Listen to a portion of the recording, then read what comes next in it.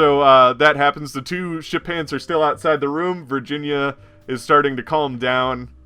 She's sitting in the corner, and you guys are now free to wander the boat as you see fit. I want to say for today you can do 2 things so that the story doesn't drag too long. What would you guys make? What do you make of that? I think that her husband. I didn't want to say it in there, but I think that he took a swan dive. Oh, it did indeed seem like that. I smelled his shirt, and it led directly out the window. You have quite the olfactory glands on you, don't you? Well, after years of smelling down rare pandas and dangerous cheetahs, honed my nostrils. Interesting. Absolutely. There's no animal too endangered for Reggie to find. Yes, ma'am. Yes, sir. Not yet. Not yet. Well, perhaps we could ourselves take a look. I feel terrible. I spoke to the poor Victoria and Chad. He was quite inebriated when I first saw him. Maybe we could take a look outside of their cabin. Maybe we could locate him. That was their cabin that you were in. So like the window, did it go to like water? Is it like a port? Yeah, it's a porthole that leads to water. Oh damn! All right, never mind. Well, Well, fuck. Literal swan dive. He is certainly dead. Well then, how about breakfast? Oh, there's a soda shop. That sounds delightful. Or the lounge. Absolutely. Well, I need to make sure everybody sees me at Sunday Mass. I mean, I need to make sure that I attend Sunday Mass.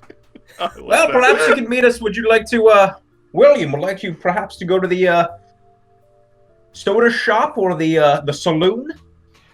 A malt sounds delightful in the morning. We are on vacation, after all. Good old breakfast malt. We'll enjoy a nice malt and meet you for an early lunch. Sounds great. You two go grab a malt. I'll meet you at the saloon right after worship.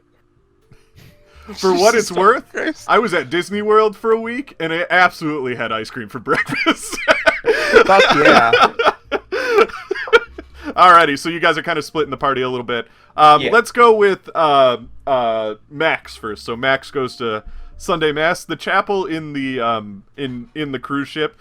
It's pretty nice for what it is. Like, it's a cruise ship, and it genuinely feels like when you walk into it, you're walking into a church. Like, they did something with the lighting, and the ceiling's actually high enough that it feels pretty nice. And there's like a stained glass window that overlooks the ocean, and it's letting in the light, and it's, the crucifix and everything like that. And there's a priest giving mass at the pedestal. There we go. Lectern. The lectern. Oh, that's the one. I got it all for you. All right. Pulpit. Yep. And so he's giving a sermon and everything like that, and he gives a nice mass. He's really good at it. He's got like a slight Spanish accent. When he's all done, he goes to mention, apparently he had received news of what happened earlier that morning. And he goes, I just wanted to let everyone know that we will be holding a memorial service for Chad Peterson on Monday. We still don't know what officially happened to him, but unfortunately, evidence points to grim outcomes. So we would like to honor the man who was on his way to celebrate a marriage, only to be succumbed to dire problems in the process. So Monday we will be holding a memorial service for Chad. Please meet us there. And with that, I bless you all. Amen. And as I walked in, can I roll an appraise check? Because I want to sit next to the richest looking folk I see in this chapel service. Alrighty. Yeah, you can do that. I'm not gonna. I didn't pass. I'm not gonna spend anything either. That seems like a waste of luck. I mean, there's people from all sorts, like even some people from first class are here, so there's definitely like people to kind of like swindle and talk to in this. Father Alvarez himself, out of all the people up there, he seems like a very honest priest. Like, he doesn't seem like, he wants to help people on a 10-day journey, so he's doing this more so for that than he is for the money of making boat money as a priest. So, Sure. as you do in the 20s. But yeah, What was so his name? Father what? Father Alvarez. And you would know that because it says it on the sign outside of the door to the chapel. Mm-hmm. Alrighty. And with that... Okay. Can I pull the father aside? Oh, yeah, sure. Yes, what is it? Father, I think I need a little time of confession and personal absolution here, Father. Oh, absolutely. And he guides you over to the confessional booths, and he opens the door for you to sit down. Forgive me, Father, if I have sinned. I think I might have sold phony panther milk to a man that turned him into bugs. He laughs. No. Oh my, are you talking about Chad Peterson? Father, I'm not here for questions. I'm here for absolution. Absolutely. Well, that's really bad. That is no good, bad business. Wow. Well, I'd like you... Do you know who this affected? Father, is it a yes or a no? That's all I'm asking for here. Well, I mean, You're awfully usually... inquisitive here for confession. With these things, you usually have to, What do you got? Three Hail Marys? Play with my rosary? What do you got here, Father? I was gonna say, if you know who this affected, maybe you should personally apologize to someone in order to... Because it's a very serious thing you just said. But try to apologize to the people who are affected, and then do 10 Hail Marys, I would say, would potentially be suffice. 10 Hail Marys, that sounds good, Father. It's a good price. Just glossing over the apology. I'm sorry, I think you forgot. No, just... Now, how much do I have to pay for absolution? How much do you want, Father? That's exactly what he's doing. Alright. You should So, bargain Father, down real to 3. So, Father, you said something quickly about a grim outcome for this Chad fella. What happened? I mean, a lot of people heard the ruckus this morning, and it's been a few hours since, and I believe the ship hands have reported that they've looked all over, and it would be very easy to spot a naked man running around the ship, and more investigation in the cabin has revealed that there was markings along the window that suggest that maybe he jumped. So, while Virginia seems to be holding out hope, I do believe that it might be hope that she only has. And yeah, we want to make sure the man is remembered, is all I'm saying. Well, Father, if I could tell it to you straight, portholes aren't off that big.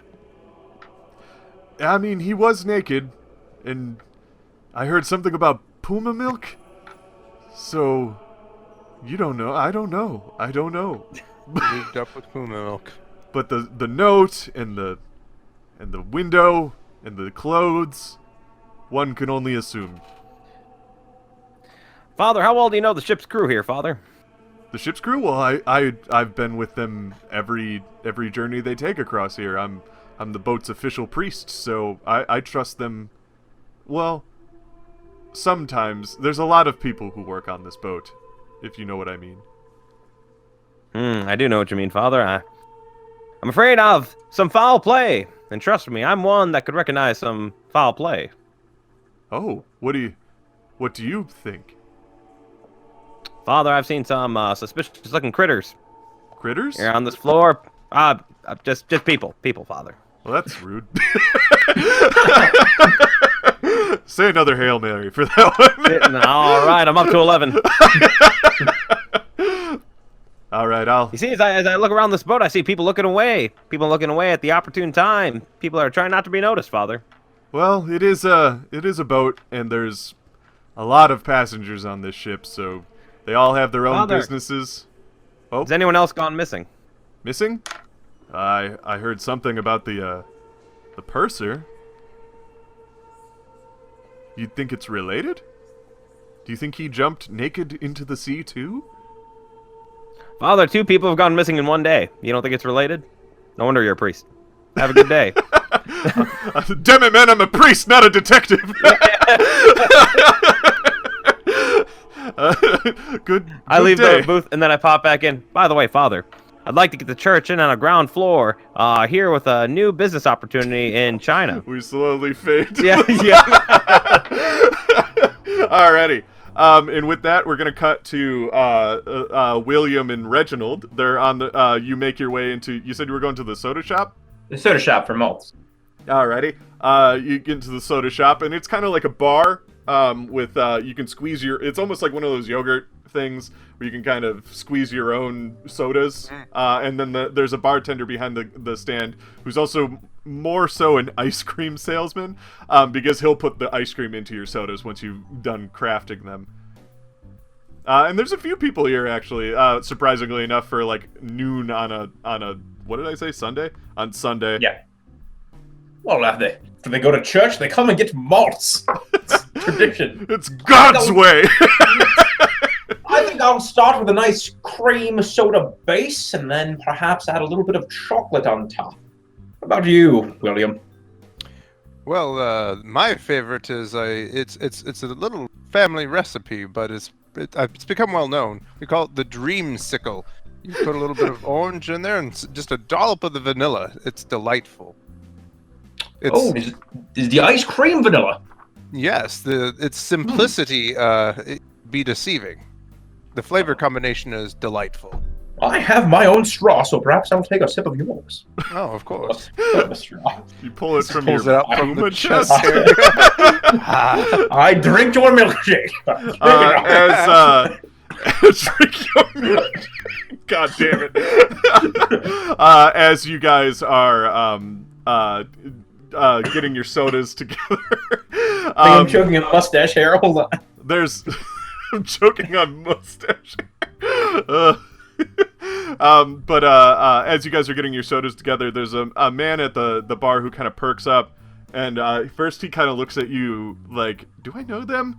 And then he goes, and then you see him come up to you, and he puts his hat back on, and he goes, hi there, you folks, I wanted to introduce myself. My name is Miles Hardaway, and he goes to shake your hands.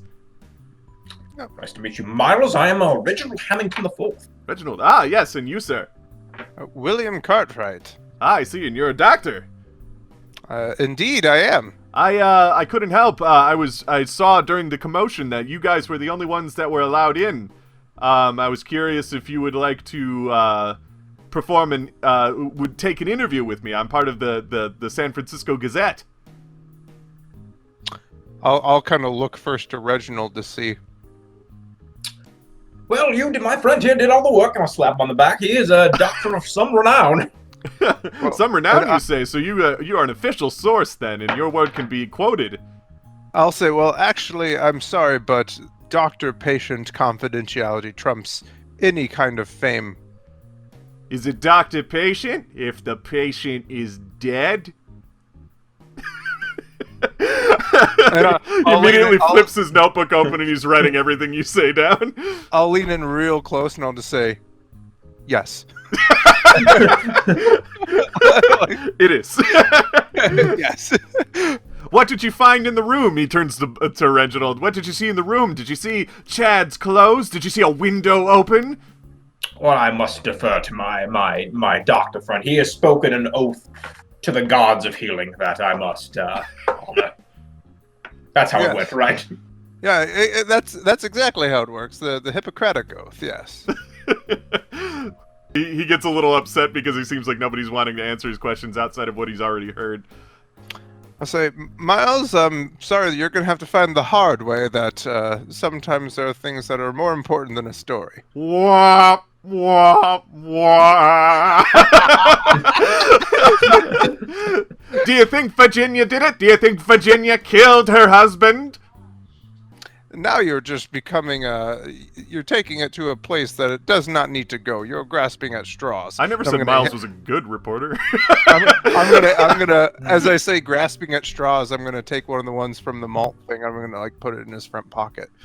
All right, I see what I'm not wanted here. Then he shuts his notebook and he goes, "You two have a good day and keep your ears out. There might be a murderer on this ship." And you see two people at the bar just go, "Ooh," and one of them blows into their cup and it fizzles up in their drink. Like, what a warp. Alrighty. So then it's probably about midday now. You guys have the ability to do one more thing. At some point, I will go talk to Dr. Sung about the opium. Oh yeah, we whenever I can have do an that. opportunity. Sure. Is that what you'd like to do? And then what would everybody else like to do? I meet up with Reggie and whatever he wants to do. I tell him I think there's something fishy about. Because I tell him about the people that walked by the night before. And I look at him and I say, Reggie, let me tell you what I think. I tilt my head back. The hunt is on. The magic words, my boy. And I will roll track with no guidance. I need you to roll a 0. I describe what these people look like, the passenger and stuff. But I don't know if that helps. But yeah, I rolled 100 and walk off the boat. You just I'm gonna go into the ocean and find him. Just gonna track him down. I want to track the workers that I saw, and also mention something about that Albert. I don't know if I heard that or if that was him that heard the Albert that shouldn't have been there. Oh yeah, Reginald would probably tell you about that now that you've suggested going on a hunt. I think I walked for a while without any sort of guidance to track, and then now that he's talking to me as I'm trying to track, and then I try to realign to try to find Albert. You're saying that as you pass Albert, like suddenly you just remember, like, oh yeah, wasn't there something about Albert? And Albert just kind of looks at you and he's sweating a little bit as he's like walking down the hall the other way. It's him! You'll never get me alive! No, just kidding. I was like, just cracking this case wide open. Wait, do you actually say it's him? Yeah, if he looks sweating and I recognize him, sure. That's our mark, Max. He kind of panics a little bit, and we'll get to William in a sec. But this is gonna happen first now that it's gone down this route. And he actually runs. He takes off. Yes. And I will give chase. Alrighty. So I'll give me one. Run behind, but like a few steps behind. Your hat. Yeah. Alrighty. Like I'm purposely not running as fast as I could to make sure that they both get ahead of me enough that it doesn't necessarily look like I'm with them. So Reginald shoots this guy in the back. It's not gonna be traced to you. Alrighty. So I want you to roll. Let's see. What's the best thing to roll right here? Because speed isn't really a thing, right? Is there such a thing as horizontal jump? Horizontal jump. I have jump and I have dex. Roll dex. I think dex is probably the best thing we can go with right here. Ooh, that's very good. It's a 4. Oh wow! So he starts taking off, but you have quick cat-like reflexes due to all of your years of hunting, and you immediately spear him and tackle him to the ground, and he just goes. 7, by the way. Oh jeez. On my dex. So you catch up immediately after that because you got a 4, is what you said first? Yeah, I got a 4. Yeah. So, awesome. So you guys got him. Like you got a hand behind his back already. Max just catches up and he's like, "Yeah." No use in running from the great Reginald. But yeah, he's on the ground and he's like, "Why? What is happening? Stop!" Did you think he could be faster than a spotted snow leopard? No, sir. I didn't think anything like that. You ran! That was your first mistake. Oh, you got me there. What? I'm not saying anything. I'm not gonna say anything. Oh yeah, Albert. Well, let me tell you about the time that we were caught in a Vietnamese prison. Over here, they were here to torture us and make us talk, but I'll tell you what, Reggie turned the tables, and they talked. They gave us all the recipes. Spring rolls? That's because of us.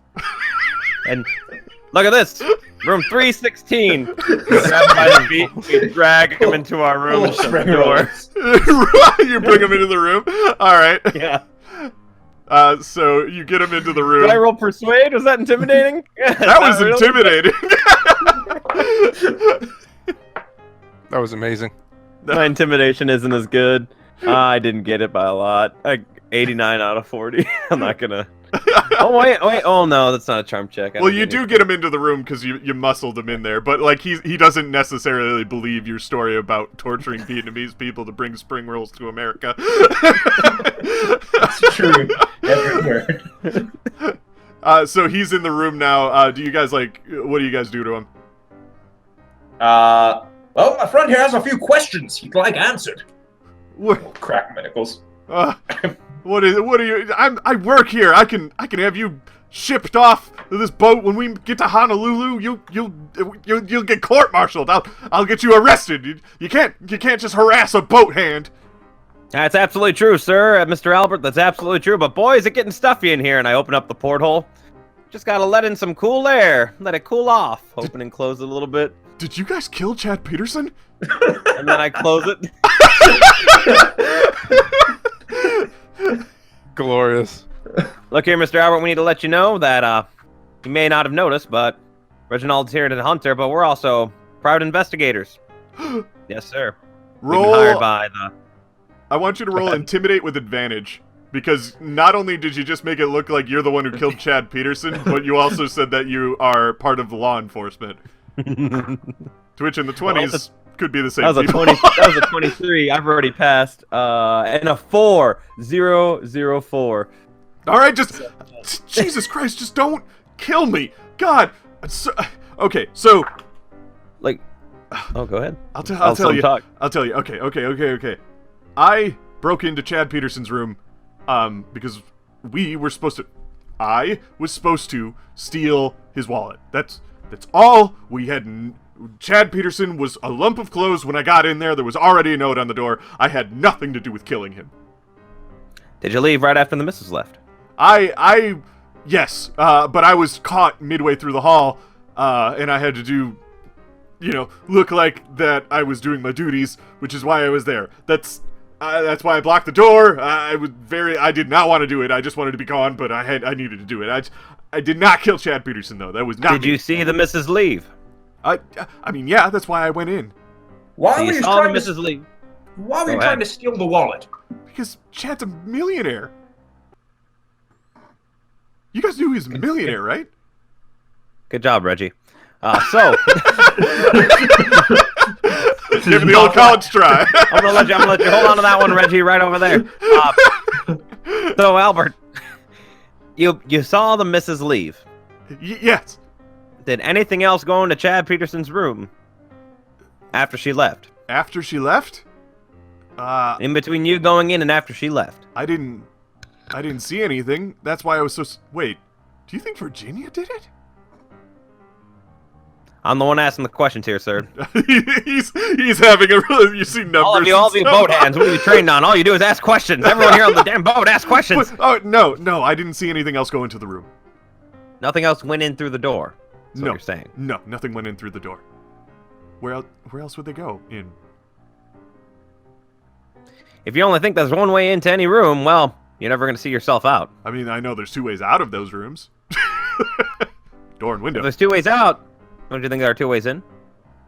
Unless somebody decided to climb up the side of the window. Albert, I don't need you to be a smartass. I need you to shut up. He's having all these revelations with you. But that's all I know. I swear to God, that's all I know. So you stood outside the room. Who else were you plotting with? Wow, these nobody people said that took anything this about plotting with anybody. Listen here, son. All right. If anyone knows about plotting, you don't need to know about it. But who are you in cahoots with?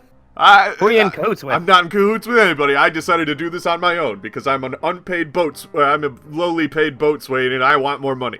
I'm gonna Let slap me him. roll a. I was gonna roll a psychology check, but that works too. slap him. You Let's can do I'll both at the same time. I That's got a my s- psychology check. Yeah. I got a Yeah. 17 out of 55. I Okay, got a so 57 out of he 60. really hated that slap. No, I'm just kidding. He definitely seems like he's hiding something, and then Reginald slaps him. You just slap him. Backhand. Okay, I didn't ask you a question. Sorry, there's... okay. He kind of looks around a little bit. There's a guy who's part of the mob on here, and he wanted me to do it with him, and he paid me to do it a little bit, but he said we were also going to split the wallet. This guy part of the mob. Can you give Mr. Reggie over here a detailed description? I mean, he's a shorter guy who's kind of lanky, and he wears like a purple suit. But like, You have a name of this ambitious fellow? he wouldn't give me his name. But yeah, that's I don't even know what mob he's part of. All right, so you gave a good description. Do you have any notes of aroma? Notes of aroma.